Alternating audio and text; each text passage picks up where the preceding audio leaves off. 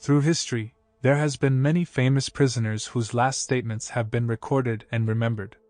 These statements give us a glimpse into the minds and hearts of these people as they face their final moments. So today, we're gonna check out some famous prisoners' last statements or words before their death.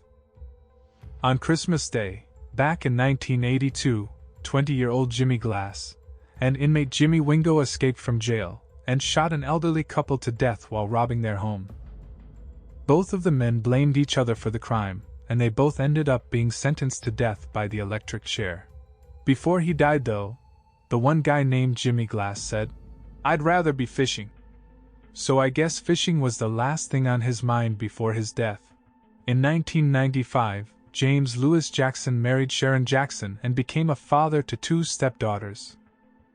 Due to heavy drug use, he had trouble keeping a job. After struggling with the marriage and his wife threatening divorce, he ended up strangling her and her 2 daughters. But he didn't really show any remorse, because in his last statement he said, "Warden, murder me." He then referred to Harris County, where he was convicted, as Sodom and Gomorrah, the biblical cities destroyed by God for their sins. He then said, "I'm ready to roll. Time to get this party started." With a father who was a child molester and hung himself in jail, and a mother who abandoned her to the care of her grandparents, Aileen Wuornos' childhood was a troubling one. By the age of 12, she was involved in drugs and sex. Later on, she became a prostitute. She started her killing spree in 1989, murdering 7 men. She claimed she killed them out of self-defense, but in the end she was sentenced to death by lethal injection. And before she died she said, "Yes, I would just like to say I'm sailing with the Rock, and I'll be back, like Independence Day with Jesus. June 6th, like the movie. Big mothership and all, I'll be back, I'll be back."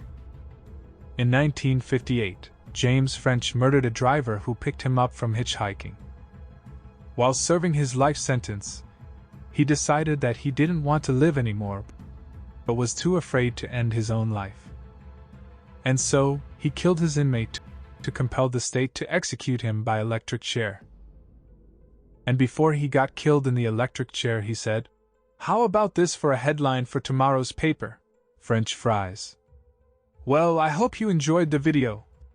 Seeing a few statements and last words of criminals before they passed away. But comment which of these you think is the most weird. And subscribe to our channel for more similar videos like this one.